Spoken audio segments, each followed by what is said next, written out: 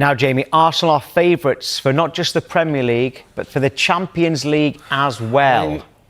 Why? That's outrageous. That honestly, that is outrageous. To make them favourites for the Premier League and the Champions League, that makes them they're favourites to do the double. Arsenal. How can that make sense? They've not won the Premier League since 2004, and they've never won the Champions League. Do not tell me they're favourites for the Champions League. They're a good side, Arsenal, and they're playing some decent football. They're strong at the back, and they've improved the bench. But they ain't won nothing. That's what people need to understand. They haven't won. They haven't got it over the line. Real Madrid have won the Champions League, 14 times? Don't tell me Arsenal are the favourites because they look like they've got a good team. Living in cuckoo land. And the Premier League, they've won it since 2004. Surely your gripe isn't with Arsenal fans, though, it's with the odds, because these are the bookies' favourites. Arsenal didn't make themselves favourites. By the way, there's a fan called Graham, a Liverpool fan, says he believes that if Odegaard stays fit and has a solid season, Arsenal win the league. That's a Liverpool fan. I mean, there's no proof he's a Liverpool fan. He hasn't said himself a Liverpool shit. You know what I mean? Exactly. Graham from Hertfordshire. Look, Arsenal are a good side. They're a really good side. And, they've improved the squad. They've signed players. They've filled holes that they needed to fill. They've got a target man in Gyökeres. They look good. Defensively, they do. But when it comes to the crunch, when it comes to the business end of the season, the championship rounds, I don't see them winning because I've watched them enough over the last 5 or 6 seasons with Arteta in charge. They crumble. It's as simple as that. Man City don't. Man City, when they're fighting it out, when they've won the Premier League 4 years on the bounce, they know how to win. They keep winning when it matters. Liverpool done the same. Arsenal don't. So how can you make them favourites because they've got a decent squad? Come on, do me a favour. Jamie Ho, 26 minutes in before we had our first do me a favour. In terms of the strength and depth you're talking about, because, by the way, we're going to be talking about David Raya in the next hour, asking if he is the best goalkeeper in the Premier League right now. That's a poll on our X account, so you can go and vote on that right now. We'll discuss it in the next hour. But in terms of players like Eze coming in, Madueke coming in, has that got the best out of Martinelli and Odegaard and others? What's it like when someone comes in your position? Yeah, you've got to up your game. Simple as. You can't... You've got to improve every season, and top football clubs will always look to invest in decent players, and the players have to be better. I thought Martinelli was probably a bit poor from the standard that I think he's at last season. And he's up that this season. He's shown that he's got his sort of fire back in his belly. Odegaard as well was, again, I didn't think was great last season, but he looks good. He's a top player. So yeah, of course. Look, you want to be starting for Arsenal. These players, are top players, and you don't want to be sat on the bench. And when a new player comes in, you're going to sit there and always believe that you're better than that player, whether you are or not is down to opinion, down to the manager. But at the end of the day, you are going to believe that I'm better than him, and I'm going to show the manager that I should be playing. So what that does then give you is a new energy that you might not have had last season because you were a bit comfy, because you knew regardless whether you played well or not, you're still going to play. But now they can't have that because Arsenal have got a good squad of players, and if you don't perform, you'll be out of the team. Are you seeing signs now that Arsenal are getting used to having an out-and-out number 9 in Victor Gyökeres? Yeah. Because they have in the past not necessarily had that. Yeah, what I've noticed with Arsenal now is a bit like Manchester City when Haaland first signed. They were so used to going around the sides, Man City, and moving it and coming back and going around the other side. When Haaland come in, he was like, feed me, give me the ball, put me in. And I feel like they're doing that a little bit more. We saw last night with the goal. It's not going out wide. Normally they're feeding it out to Saka. Saka's coming in, putting delightful balls in. Now it's, can we get Gyökeres in? Can we put him in behind? Can we get him involved in the game quicker? So that's that takes time, and it is an adaptation of how you'd normally play. But he has definitely been a threat for them, and I can only see him getting better. A message from Wayne there says, winning nothing isn't a factor. Jamie says, everyone has to start somewhere. Winning helps confidence, but nothing more. Is the fact that they do get close, do you start thinking, well, eventually they've got to get over the line, and that could be now? It could be. I'm not saying that they can't. You're saying they shouldn't be favourites? But they're not favourites. Arsenal are a good side, but winning's everything. And getting it over the line when it matters is everything. That's why Liverpool have got all these trophies. That's why Manchester City have dominated with Pep Guardiola. Because when it matters, they win. Arsenal are a really good side, and they look easy on the eye. Defensively, they're great. They ain't won nothing. They didn't win nothing last season. How can you be favourites if you don't win nothing? Can it even be fathomable better without Alexander Isak? No, absolutely not. I mean, Alexander Isak's one of the best strikers in the world. They lost him, and obviously they've done well, I think, in getting Voltemada in there, and they can still be a really competitive side. And I like what he's about, Voltemada. It reminds me a little bit of what Harry Kane is like when he gets into pockets. He's link up. He's not just a goal scorer. He can play as well, and he's got great feet for a big man. So, look, I like what he's about, but he's not Alexander Isak. If you liken him to Kane, I mean, that is high praise. That's high praise, but he's not Harry Kane. That's high praise, of course. His style of play. Yeah, but his style of play, the way he likes to get on the ball, his link-up play is good. For someone who's so tall, normally you think, as Eddie Howe says, you want to get him in the box, you want to get him, his crosses are going to be important for him, but he can play, he can link up. But Alexander Isak was an unbelievable football player, and he's going to go to Liverpool and do incredible things. So to say they're going to be better, come on. Yeah, Craig. I like Elanga, by the way. I think Elanga's been a great signing for them. He was brilliant at Forest. Really good Craig player. Craig's 100% stronger without Isak. Voltemada's fitting in well. 3 goals in 6 games, hold-up play, touches and passing. But every Newcastle fan's going to say that, aren't they? Because they're absolutely devastated that they lost the best player they've seen since Alan Shearer. Do you know, they're going to be devastated. They lost Alexander Isak. They've done well. They've brought in a good player. But, you can't sit here and tell me that Newcastle are a better team without Alexander Isak. Come on. What planet are we living on? Well, the Bayern executive, Karl-Heinz Rummenigge, will agree with you, because he says on Voltemada, Newcastle were, his quote, idiots for paying £69 million for him. Well, no, I disagree with that. For a going rate for a top European striker now is around 60, 70 million. 100 million you've got to pay now for, one that's guaranteed. Voltemada for £69 million, I think he's going to be a really good business. He's shown already that he's a good player. He can score goals. He's settled in. I think he suits the Premier League, his style of play. So I think he's perfect for Newcastle. I don't think he's Alexander Isak standard, and I don't think he can be, because they're different players. But I love what he's showing, and I think he's a really good player. So to say they're idiots for spending that sort of money, well, he scored goals already. The Premier League do tend to, according to everyone else in Europe, overpay for players anyway. By the way, we're asking the fans this morning in the poll which striker is looking the best out of Voltemada, Gyökeres and Sesko, just because they cost kind of similar amounts of money is why we've chosen those 3. Where did you do this poll?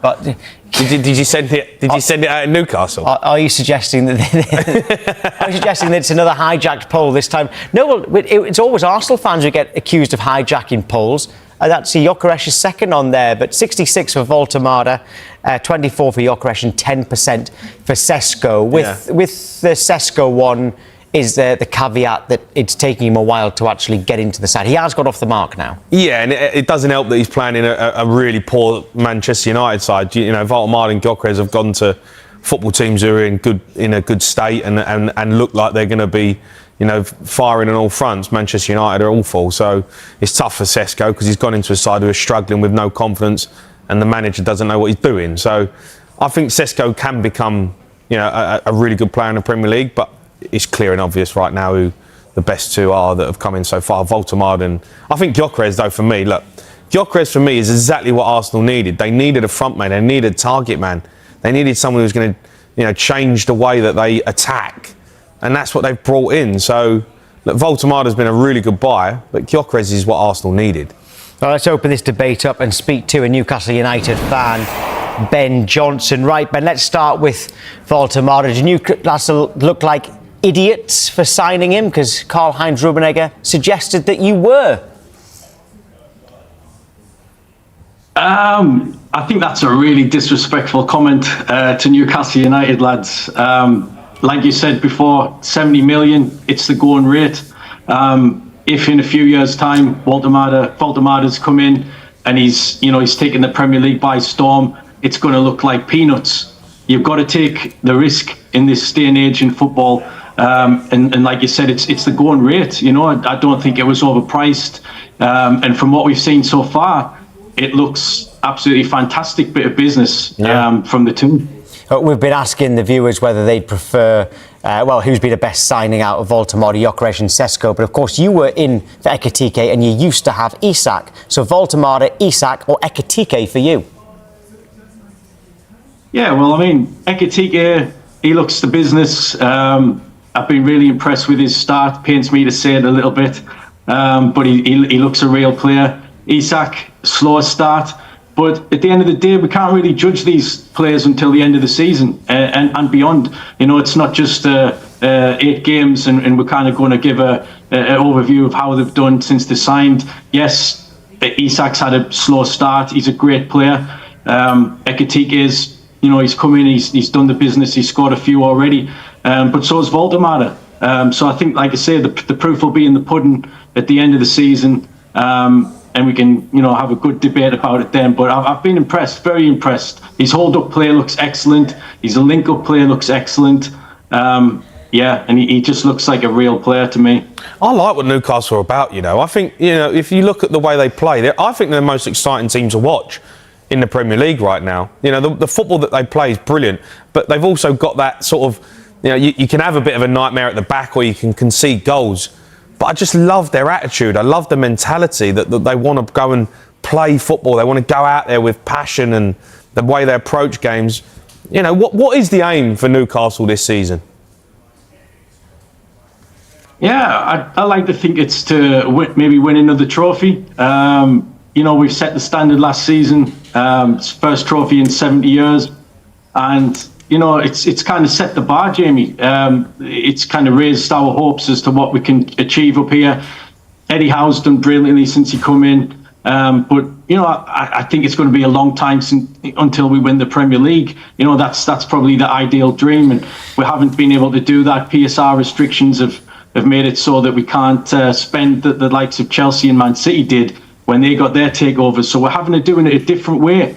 But you know, I don't know. I feel why does like no one ever come in? Why does no one ever come in for Eddie Howe? It's always a bit baffling because since he's been at Newcastle, the Chelsea jobs become available, Manchester United, Liverpool, Tottenham, all these clubs have come. England job came available, yet no one appears to have even gone in for Eddie Howe. Why is that? Because he seems like an obvious choice.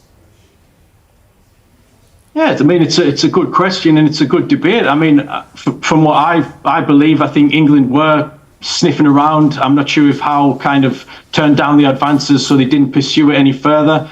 But, you know, he's got a big contract. He signed a contract extension not too long ago. He's on great money. And ultimately, I believe he likes it here. It's one of them things like, you know, it's a risk if he leaves his job and he goes somewhere else. It's a risk. Here he's got the support of the owners, the backing of the players. There's a great team spirit, and you don't get that everywhere else. You know, so he's probably thinking, I'm onto a good thing here. Yeah. We are progressing season on season, and we are, although it's not as fast as we would have liked. So yeah, I feel like he's happy here, and long may it continue. If Man United did really come in for him, though, if Man United did want him properly, he'd leave. I disagree on that one. Maybe if it was 1999, I think he'd probably he'd be driving himself down there as fast as he could. But you know, things move on in football, and that's a good point, Jamie. You know, people talk about Man United, and yes, they're still a massive club, but are they a well-run club? I don't think they are, and I think Amarim's on borrowed time at the minute, and so they probably will be looking. But you know, there's a lot of issues behind the scenes there. A lot of changes have been made, cutbacks, etc., and the kind of ethos of the club. Here we haven't got that. You know, we've kind of built from the depths of Mike Ashley, from the despair what we went through there, and we've got this real feel-good factor now around the club. And I just don't think it's as black and white. Excuse the pun. If he. To say that he would automatically sign for Man United should they make a move. I just don't see it at the minute. He does seem to have more power than other managers at big clubs in the Premier League. Yeah, well, he's earned it. 6 points from 6 games in the Premier League. You've had a bit of bad luck in that spell as well. But how big is this game at home to Nottingham Forest on Sunday? Yeah, it's massive. Really, really big. I mean, we have had a slow start to the season. Obviously, you're losing Isak, Voltemade coming in. Last night was the first time that we saw the front three of Ilanga, Gordon and Voltemade, and they looked impressive. But that was the first time we've seen it. So it has been a slow start. You know, it's going to take time for us to link up and kind of get that know-how of how each player is going to play and understanding. But it's a massive game. We haven't had a good start. You know, we need the points on the board. You look at the gap already between the top four and where we are. You know, look at where Sunderland are. That can't be sitting very well with the players and the Toon fans. You know, it is.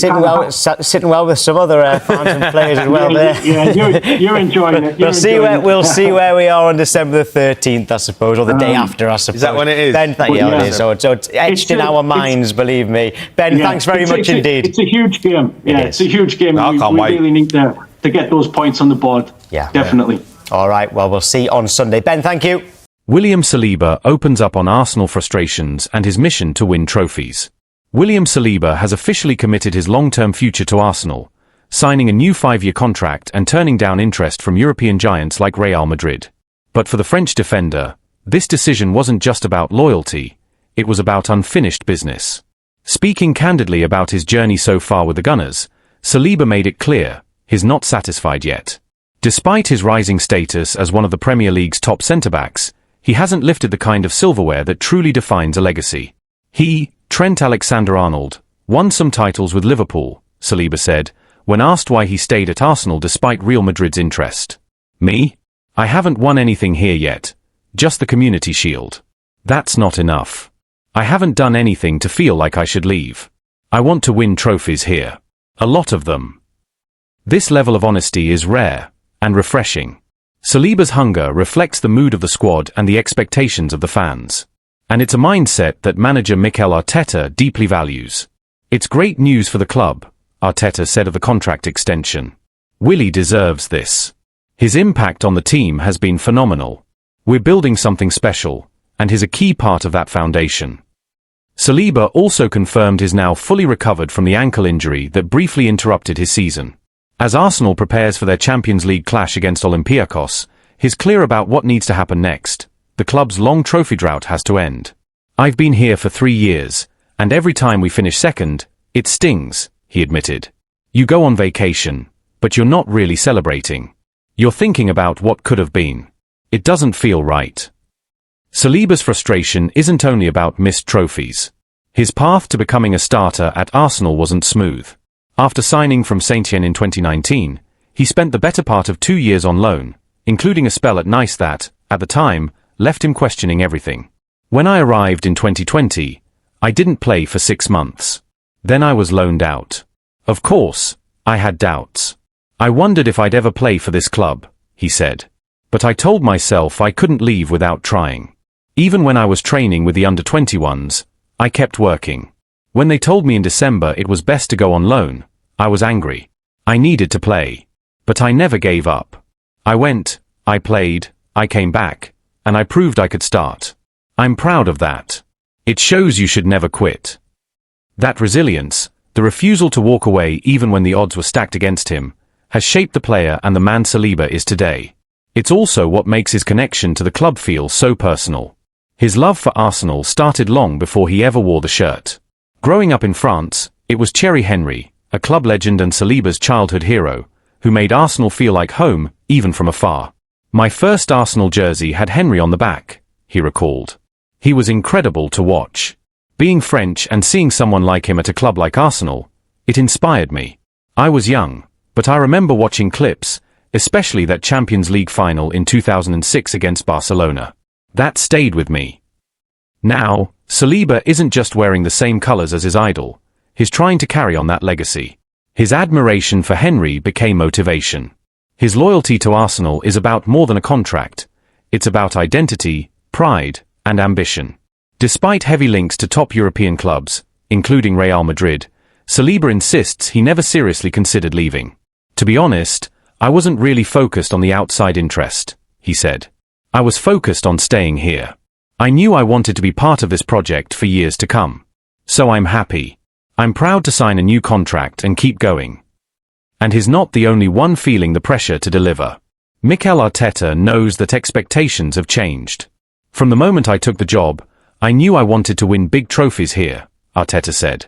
That's the standard. That's the ambition. No one needs to remind us of that.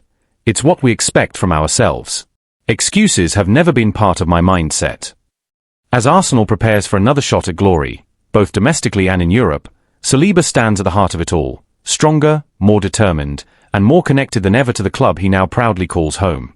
Saliba's commitment arrives at a crucial time for Arsenal. After back-to-back seasons of falling just short in the Premier League title race, the pressure to finally convert progress into silverware is at an all-time high. His decision to stay signals not just belief in the project, but also a call for accountability, both from himself and his teammates. Inside the dressing room, his words have reportedly resonated. According to sources close to the squad, Saliba has emerged as a growing leader, not just through his performances, but in how he's approached the off-season, rehab, and now the new campaign. For a player still only 24 years old, it's a sign of maturity and ambition. The timing of his comments, ahead of a critical Champions League group stage opener, only heightens their impact. Arsenal's return to Europe's top competition last season ended in disappointment, exiting in the quarter-finals. Now, with a more seasoned squad and a stronger defensive core, there's an expectation that they'll go further. For Saliba, that means not only defending with discipline, but setting a tone of seriousness and hunger from the backline forward. Outside the club, his decision to reject Real Madrid has stirred conversation in both England and Spain. Some pundits have framed it as a rare example of a top young talent turning down the allure of Madrid in favour of loyalty and unfinished work. Others see it as a signal that Arsenal, once again, is a destination club, capable of retaining elite talent in their prime, not just developing it. That kind of perception shift matters, particularly as the Gunners continue to compete for high-profile signings and work to maintain the progress made under Mikel Arteta. In many ways, Saliba's choice reinforces the club's vision, a young, competitive core built for sustained success, not short-term fixes. Still, questions remain. Can Arsenal handle the pressure of being favourites? Can they manage the physical and mental demands of chasing a title across multiple fronts? And how much longer will players like Saliba remain patient if the club doesn't deliver the trophies they now publicly crave? For Saliba, at least, the answer is simple. He's staying because he believes it can happen, and that it should happen. I came back, and I've started almost every game since. I've seen the growth of this team up close. I know what we're capable of, he said. But we have to prove it. Talking isn't enough. As the season unfolds, all eyes will be on how Saliba and Arsenal respond to that challenge. For now, though, the message is clear. The club's defensive anchor is not just here to stay, he's here to win.